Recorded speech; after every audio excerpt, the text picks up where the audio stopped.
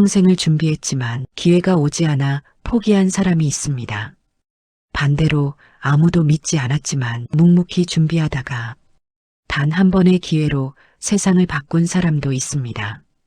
그리고 하늘의 때만 기다리며 아무것도 하지 않다가 인생을 낭비한 사람도 있습니다. 이 세 사람의 차이는 단 하나였습니다. 바로 이 한 문장을 어떻게 이해했느냐는 것입니다. 하늘의 때를 기다리되 사람의 일을 다하라. 여러분은 지금 어느 쪽에 서 있습니까? 때를 기다리며 준비하고 계십니까? 아니면 때만 기다리며 아무것도 하지 않고 계십니까? 오늘 이 시간이 여러분의 다음 10년을 완전히 바꿀 수도 있습니다. 하늘의 때를 기다리되 사람의 일을 다하라. 이 말은 조선시대 학자들이 가장 많이 인용했던 책은담의 구절입니다. 쉽게 말하면 이런 뜻입니다. 결과는 하늘에 맡기되 과정은 사람이 최선을 다해야 한다. 오늘 우리는 세 사람의 이야기를 따라가 볼 것입니다. 이 명언을 평생 가슴에 품고 20년을 준비하다가 단 한 번의 기회로 세계적 명성을 얻은 한국의 영화감독. 이 명언을 철저히 오해하고 하늘의 때만 기다리다가 모든 것을 잃은 천재 사업가. 그리고 이 명언을 거부하고 사람의 일만 믿다가 번아웃으로 쓰러졌지만 뒤늦게 균형을 찾아 재기한 운동선수. 여러분은 지금 이 명언의 앞부분과 뒷부분 중 어느 쪽에 더 무게를 두고 살고 계십니까? 하늘의 때를 기다리되 사람의 일을 다하라. 이 문장은 명나라 말기 홍자성이 쓴 책은담에 나옵니다. 당시는 부패와 혼란이 극심했던 시대였습니다. 노력해도 보상받지 못하고 정직하게 살아도 출세하지 못하는 시대에 사람들은 두 가지 극단으로 나뉘었습니다. 어차피 안 되는데 뭐하러 노력해? 체념하는 사람들, 내가 모든 걸 통제할 수 있어. 조급하게 결과를 주려는 사람들. 홍자성은 이 두 극단 사이에서 균형의 지혜를 제시했습니다. 이 명언은 동양 철학에서 말하는 천명과 인사의 조화입니다. 하지만 어려운 철학 용어는 필요 없습니다. 우리 삶으로 번역하면 이렇습니다. 결과는 내가 정할 수 없다. 하지만 과정은 내가 정할 수 있다. 더 쉽게 말하면 씨앗을 뿌리고 물을 주는 건 농부의 일이지만 비를 내리고 햇살을 주는 건 하늘의 일이다. 농부는 비가 올지 안 올지 걱정하며 씨앗 뿌리기를 포기하지 않습니다. 그렇다고 씨앗만 뿌리고 하늘이 알아서 해주겠지 하며 손 놓지도 않습니다. 잠깐 여기서 한 번만 멈춰보겠습니다. 이 말을 한 홍자성이라는 사람도 사실은 우리와 똑같이 불안하고 조급했던 사람입니다. 과거 시험에 여러 번 떨어지고 관직에 나가서도 좌절을 겪었던 사람입니다. 그가 이 한 문장에 도달하기까지 얼마나 많은 밤을 뒤척였을까요? 이 명언을 한 줄로 줄이면 이렇습니다. 최선을 다하되 결과에 집착하지 마라. 하지만 최선을 다하지 않으면서 운명을 탓하지도 마라. 현대인이 가장 많이 하는 두 가지 오해가 있습니다. 첫 번째 오해는 이것입니다. 하늘의 때만 기다리면 되는구나. 아무것도 하지 않으면서 아직 때가 안 됐어라고 합리화하는 사람들입니다. 두 번째 오해는 이것입니다. 사람의 일만 하면 되는구나. 결과를 완전히 통제하려다가 번아웃, 우울증에 빠지는 사람들입니다. 이 두 오해가 오늘 우리가 볼 세 사람의 인생을 완전히 다르게 만들었습니다. 지금부터 그 이야기 속으로 들어가 보겠습니다. 2020년 2월 9일 로스앤젤레스 돌비 극장. 한 남자가 아카데미 시상식 무대에 올라 황금 트로피를 들어올립니다. 기생충으로 작품상, 감독상, 각본상, 국제영화상 사관왕. 아카데미 92년 역사상 처음으로 비영어권 영화가 작품상을 받는 순간이었습니다. 그런데 무대에 선 봉준호 감독은 이렇게 말합니다.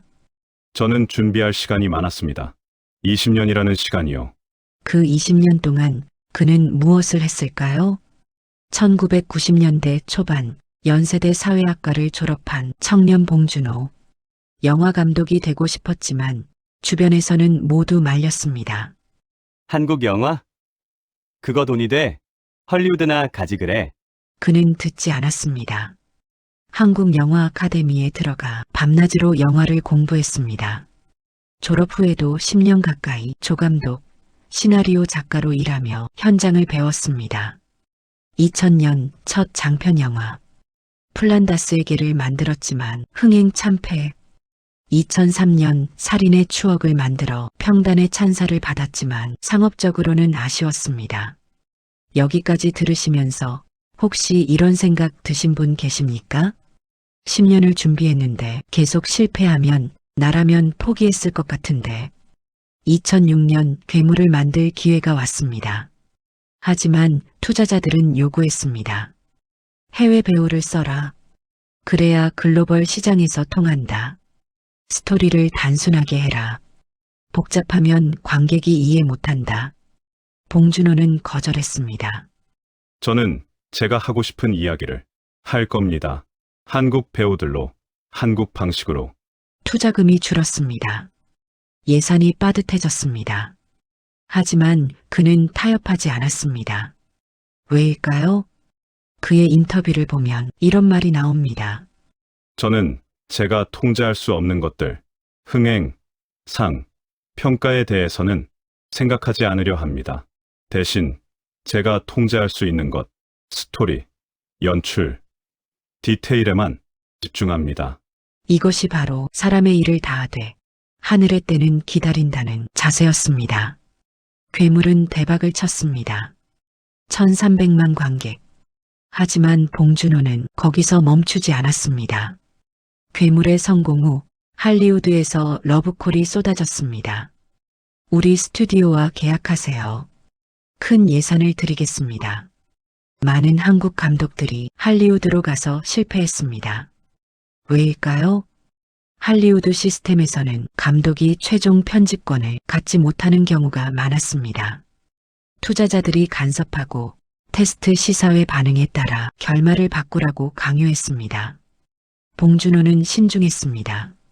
그는 설국 열차를 만들 때도 옥자를 만들 때도 자신의 방식을 지켰습니다. 할리우드 자본을 받되 최종 편집권은 절대 양보하지 않았습니다. 투자자들과 싸우고 협상하고 때로는 자기 돈을 보태가며 자신의 비전을 지켰습니다. 지금 이 선택들이 나중에 기생충에서 어떤 결과를 가져왔는지는 조금 뒤에 다시 보여드리겠습니다.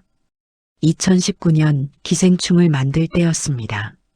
봉준호는 이 영화에 자신의 모든 것을 쏟아부었습니다. 시나리오만 5년이 걸렸습니다. 세트장 하나하나, 소품 하나하나의 의미를 담았습니다. 촬영 현장에서도 배우들과 수없이 토론하고 수정했습니다. 그런데 개봉 전 아무도 이 영화가 이렇게 성공할 줄 몰랐습니다. 봉준호 본인조차도요. 칸 영화제에 출품했을 때 그는 이렇게 말했습니다. 저는 그냥 제가 할 수 있는 최선을 다했을 뿐입니다. 결과는 관객과 세상이 정하는 것이니까요. 그리고 역사가 만들어졌습니다. 칸 영화제 황금 종려상, 아카데미 사관왕, 전 세계 2억 6천만 달러 흥행. 이 장면에서 많은 사람들이 감동의 눈물을 흘렸습니다. 단순히 한국 영화가 상을 받아서가 아니라 20년 동안 묵묵히 자기 길을 걸어온 한 사람의 진정성이 세상에 인정받는 순간이었기 때문입니다. 봉준호는 지금도 인터뷰에서 이렇게 말합니다. 저는 운이 좋았습니다. 하지만 운이 왔을 때 잡을 수 있도록 준비는 되어 있었죠. 이것이 바로 하늘의 때를 기다리되 사람의 일을 다하라는 명언의 완벽한 실천이었습니다. 그는 20년 동안 이렇게 살았습니다. 매일 영화를 보고 공부했습니다. 사람의 일, 자신의 스타일을 타협하지 않았습니다. 사람의 일, 하지만 결과는 하늘에 맡겼습니다. 하늘의 때, 그리고 하늘의 때가 왔을 때 그는 준비되어 있었습니다. 이 사람과 이 명언의 관계를 한 문장으로 요약하면 이렇습니다. 봉준호는 결과를 조급하게 주려하지 않았지만 과정에서는 단 하루도 손을 놓지 않았다. 2019년 9월 뉴욕. 한 남자가 빈 사무실에 혼자 서 있습니다. 불과 몇 주 전까지만 해도 그는 470억 달러, 약 55조 원 가치의 기업 CEO였습니다. 지금은 회사에서 쫓겨나고 평판은 땅에 떨어졌습니다. 그의 이름은 아담 노이만, 공유 오피스 기업 위워크의 창업자입니다. 그는 하늘의 때만을 믿었습니다.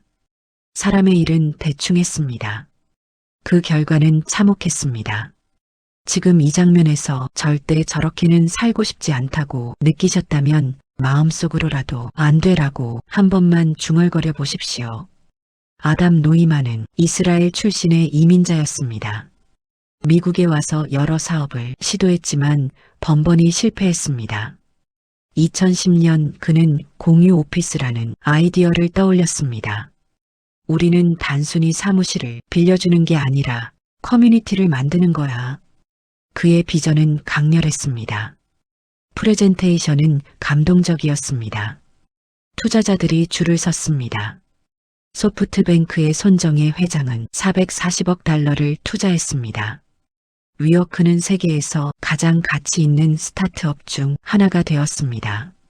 성공이 빠르게 왔을 때 아담 노이만은 착각하기 시작했습니다. 내가 하는 일은 모두 성공한다. 나는 운명적으로 선택받은 사람이다. 그는 실제로 이렇게 말했습니다. 나는 세상을 바꾸기 위해 태어났다. 나는 메시아다. 이것은 하늘의 때에 대한 심각한 오해였습니다. 하늘의 때를 기다린다는 것은 겸손함을 의미합니다. 내가 모든 걸 통제할 수 없으니 결과는 하늘에 맡긴다는 뜻입니다. 하지만 아담 노이만은 정반대로 이해했습니다. 하늘이 나를 선택했으니 내가 하는 모든 일은 성공할 것이다. 이 착각이 그의 몰락의 씨앗이었습니다. 아담 노이만은 비전만 말했습니다. 실제 운영과 관리는 소홀히 했습니다. 회사는 매년 수십억 달러의 적자를 냈습니다. 하지만 그는 신경 쓰지 않았습니다.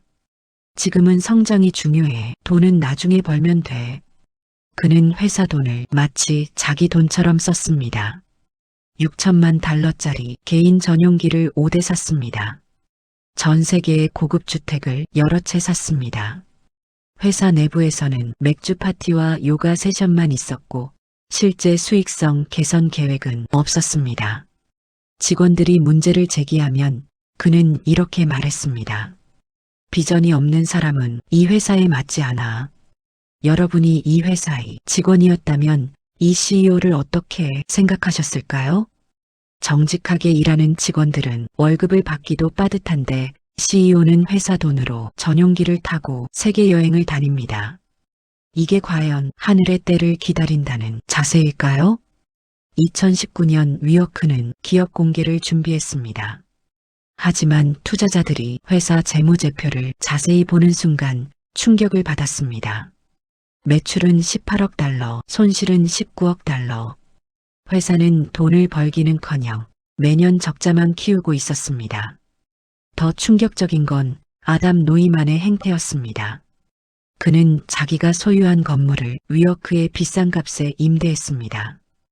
회사 이름 위에 상표권을 자기 이름으로 등록한 뒤 회사에 590만 달러에 팔았습니다. 투자자들은 분노했습니다. 이 사람은 회사를 키우는 게 아니라 자기 배만 불리고 있었다. 기업 공개는 취소되었습니다. 회사 가치는 470억 달러에서 80억 달러로 폭락했습니다. 아담 노이만은 CEO에서 해고되었습니다. 아담 노이만은 지금도 억만장자입니다. 이사회가 그를 조용히 내보내기 위해 17억 달러의 위로금을 줬기 때문입니다. 하지만 그의 평판은 완전히 무너졌습니다. 실리콘밸리에서 그의 이름은 사기꾼의 동의어가 되었습니다. 수천 명의 직원이 일자리를 잃었습니다. 투자자들은 수백억 달러를 날렸습니다. 여기까지 이야기를 세 줄로 정리해 보겠습니다. 첫째, 아담 노이만은 하늘의 때를 내가 특별해서 모든 게 잘 될 거야로 오해했습니다. 둘째, 그는 사람의 일, 즉 실제 경영, 재무관리, 윤리적 경영을 완전히 게을리했습니다. 셋째, 결과는 참혹했습니다. 회사는 무너졌고 그의 이름은 영구히 오염되었습니다. 이 사람과 이 명언의 관계를 한 문장으로 요약하면 이렇습니다. 아담 노이만은 하늘의 때만 믿고 사람의 일을 하지 않았다. 그래서 하늘도 그를 버렸다. 이제 이 두 사람과는 또 다른 길을 걸은 세 번째 인물을 보겠습니다. 2021년 5월 파리, 전 세계가 주목하는 프랑스 오픈 테니스 대회 한 선수가 갑자기 기자회견을 거부한다고 선언합니다. 정신 건강을 위해 저는 기자회견에 참석하지 않겠습니다. 대회 측은 분노합니다. 벌금을 부과합니다. 그러자 그 선수는 더 충격적인 발표를 합니다. 저는 대회를 포기하겠습니다. 그리고 잠시 테니스를 쉬겠습니다. 그의 이름은 나오미 오사카, 당시 세계 랭킹 2위, 23세의 슈퍼스타, 수백억 원의 상금과 광고 계약을 걷어차고 그는 코트를 떠났습니다. 왜일까요? 지금쯤이면 영상 시작하신 지 한 20분쯤 되셨을 겁니다. 여기까지 함께 오신 분명 이 명언을 그냥 좋은 글귀가 아니라 삶의 기준으로 가져가고 싶으신 분일 거라 생각합니다. 지금부터 나오는 이야기는 어쩌면 여러분의 현재 모습과 가장 닮아 있을지도 모릅니다. 나오미 오사카는 일본계 IT인 혼혈입니다. 어릴 때부터 아버지의 강도 높은 훈련을 받으며 자랐습니다. 결과를 원하면 노력해야 한다. 땀 흘린 만큼 성공한다. 그는 이 말을 철저히 믿었습니다. 매일 6시간 이상 연습했습니다. 학교도 중퇴하고 테니스에만 집중했습니다. 그리고 결과가 나왔습니다. 2018년 20세의 나이에 US 오픈 우승, 2019년 호주 오픈 우승, 세계 랭킹 1위. 그는 생각했습니다. 봐, 노력하면 다 되잖아. 하늘의 때. 그런 건 노력 안 하는 사람들의 변명이야. 하지만 승리가 계속될수록 그의 내면은 무너지기 시작했습니다. 언론은 그를 다음 세레나 윌리엄스라고 불렀습니다. 광고주들은 줄을 섰습니다. 대회마다 우승을 기대했습니다. 나오미 오사카는 자신에게 더 혹독해졌습니다. 나는 항상 이겨야 해. 지면 안 돼. 사람들이 실망할 거야. 그는 매일 밤 잠을 설쳤습니다. 경기 전날이면 구토를 했습니다. 하지만 코트에 서면 웃었습니다. 강한 척했습니다. 사람의 일만 더 열심히 하면 된다고 생각했습니다. 결과를 완전히 통제할 수 있다고 믿었습니다. 2021년 초 나오미 오사카는 우울증과 불안장애 진단을 받았습니다. 하지만 그는 숨겼습니다. 약한 모습을 보이면 안 돼. 계속 싸워야 해. 프랑스 오픈에서 그는 더 이상 버틸 수 없었습니다. 매 경기 후 기자회견장에서 기자들은 패배에 대해 물었습니다. 왜 졌습니까? 무엇이 문제였습니까? 다음 경기는 이길 수 있습니까? 그는 마치 자신의 가치가 오직 승리로만 측정되는 것처럼 느꼈습니다. 결국 그는 무너졌습니다. 대회를 포기하고 SNS에 긴 글을 올렸습니다. 저는 오랫동안 우울증을 겪어왔습니다. 저는 항상 이겨야 한다는 압박에 지쳤습니다. 저는 테니스 선수이기 전에 한 명의 인간입니다. 이 발표를 들은 많은 사람들이 안도했습니다. 아, 이 완벽해 보이는 사람도 나처럼 힘들었구나. 그리고 그 순간부터 나오미 오사카의 진짜 성장이 시작되었습니다. 6개월간의 휴식 후 나오미 오사카는 달라져 있었습니다. 그는 인터뷰에서 이렇게 말했습니다. 저는 이제 알아요.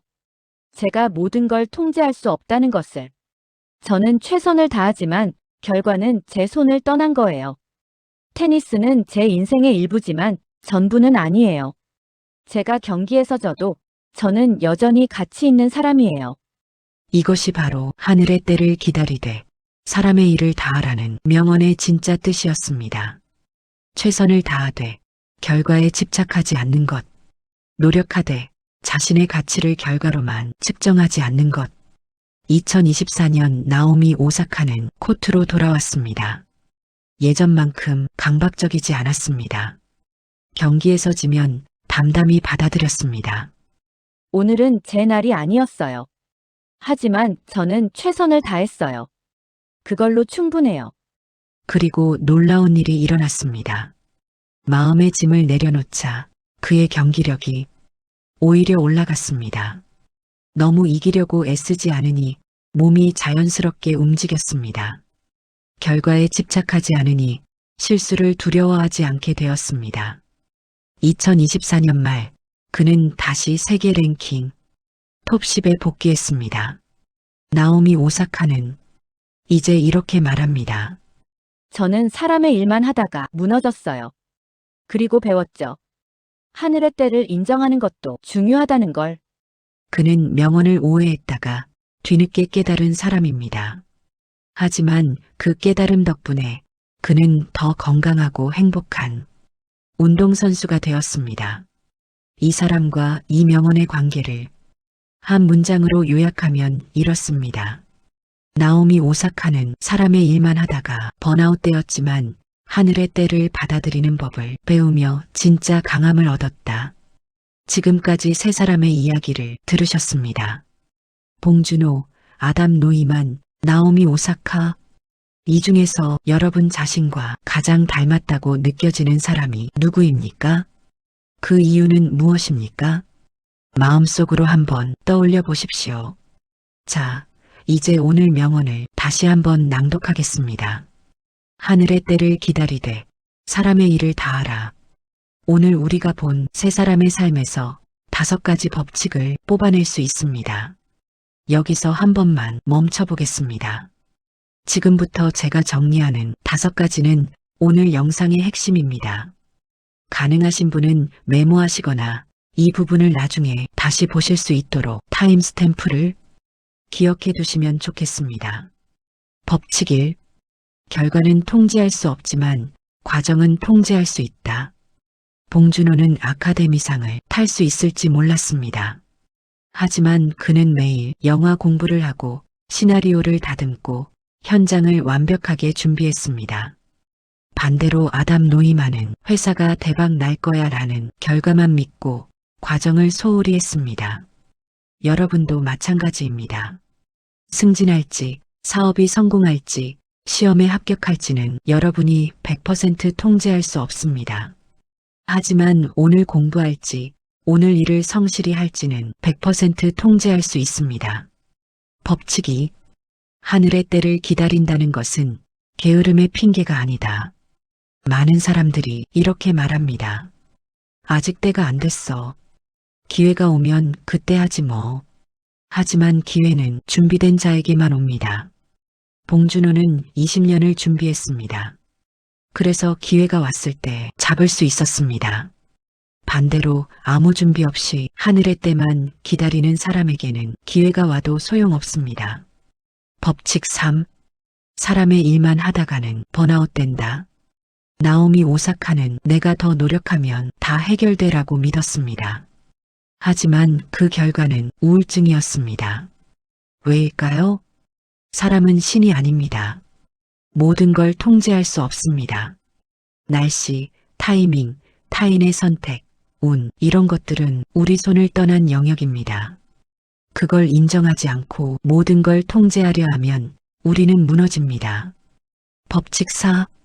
진짜 성공은 과정에 최선을 다하되 결과는 담담히 받아들이는 자세에서 온다.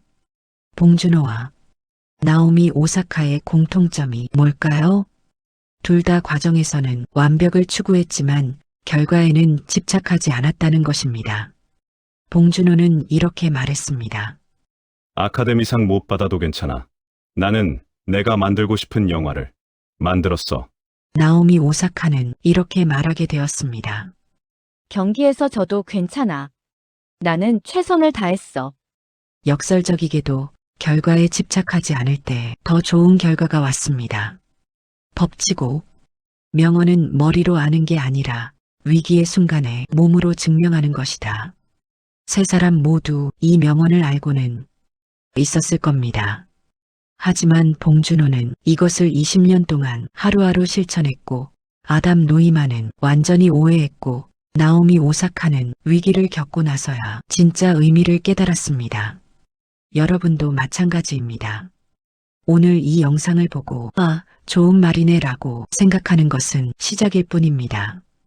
진짜 중요한 것은 내일 아침 실제 선택의 순간에 이 명언을 떠올릴 수 있느냐는 것입니다. 자, 이제 오늘 명언을 여러분 삶에 적용하는 3단계를 말씀드리겠습니다. 1단계. 오늘 하루 회상하기. 오늘 하루를 돌아보십시오. 여러분은 사람의 일을 다 했습니까? 아니면 하늘의 때만 기다리며 손 놓고 있었습니까? 구체적으로 생각해 보세요. 미뤄둔 전화 한 통, 시작하지 못한 공부나 프로젝트, 나중에 때가 되면 일하고 말하며 피한 결정. 하나만 떠올려 보십시오. 2단계. 내일의 한 가지 행동 정하기. 내일은 딱 한 가지만 바꿔보십시오. 사람의 일을 하나만 하는 겁니다. 미뤘던 그 전화를 거십시오. 30분이라도 그 공부를 시작하십시오. 작은 한 걸음이라도 내디드십시오. 결과는 하늘의, 과정은 여러분이 통제하십시오. 3단계. 명언을 내 말로 다시 쓰기. 오늘의 명언을 여러분만의 언어로 다시 써보십시오. 예를 들면 이렇게요. 결과는 신이 정하지만 노력은 내가 정한다. 씨앗을 뿌리는 건 내 목, 비를 내리는 건 하늘의 목. 할 수 있는 건 다 하되 안 되는 건 억지로 주지 않는다. 그리고 그 한 문장을 휴대폰 배경화면, 다이어리, 책상 앞 어디든 붙여 두십시오. 매일 마주보는 문장이 되어야 힘을 가집니다. 자, 여기까지 함께 해주신 여러분께 감사드립니다. 지금부터 제가 드리는 질문 하나가 어쩌면 오늘 영상의 진짜 핵심일지도 모릅니다. 오늘 세 사람, 봉준호, 아담 노이만, 나오미 오사카 중에서 가장 마음에 남은 사람의 이름과 그 이유를 한 줄로 남겨주세요. 저는 누구누구가 가장 인상 깊었습니다. 왜냐하면 여러분의 이야기가 궁금합니다. 그리고 오늘 명언을 여러분 말로 다시 번역해 본다면 어떤 문장이 될까요? 여러분 버전의 한 줄을 댓글에 적어주세요. 오늘 영상을 보면서 떠오르는 얼굴이 한 사람이라도 있으시다면 그분께 이 영상을 조용히 공유해 보십시오. 당신 생각나서 보냈어요 라는 한 줄이 그분 인생의 갈림길에서 큰 힘이 될지 모릅니다. 오늘 우리는 하늘의 때를 기다리되 사람의 일을 다하라는 명언을 따라가 보았습니다. 결과는 하늘에 맡기되 과정은 최선을 다하라는 가르침이었습니다. 다음 시간에는 이 명언과 함께 읽으면 더 깊어지는 또 하나의 문장으로 찾아오겠습니다. 바로 이것입니다. 급하게 구하지 말고 천천히 이루어라. 요즘 우리는 너무 빨리 결과를 원합니다. 1년 안에 성공하고 싶고 3개월 안에 바뀌고 싶어 합니다. 하지만 진짜 큰 것은 천천히 만들어집니다. 봉준호의 20년처럼요. 다음 영상에서는 빠름과 느림의 지혜에 대해 이야기하겠습니다. 두 영상을 함께 보시면 과정과 결과의 균형, 조급함과 인내의 균형을 한 번에 정리하실 수 있을 겁니다. 이 채널 인생 보감은 고전의 한 문장과 현대인의 삶을 연결해 우리가 어떤 한 문장을 따라 살아야 할지 함께 찾아가는 곳입니다. 매주 한 편씩 한 문장의 무게를 나눕니다. 이 여정을 계속 함께하고 싶으시다면 구독 버튼을 눌러 다음 장을 기다려주세요. 마지막으로 오늘 명언을 한 번 더 낭독하며 마치겠습니다. 하늘의 때를 기다리되 사람의 일을 다하라. 여러분의 씨앗은 무엇입니까? 오늘 그 씨앗을 심으셨습니까? 내일 그 씨앗에 물을 주실 건가요? 비가 올지 안 올지는 하늘이 정합니다. 하지만 씨앗을 심고 물을 주는 건 여러분이 정합니다. 그것이 바로 사람의 일입니다. 여러분 모두 오늘 하루도 사람의 일을 다하는 하루 되시길 바랍니다. 다음 주에 또 뵙겠습니다. 감사합니다.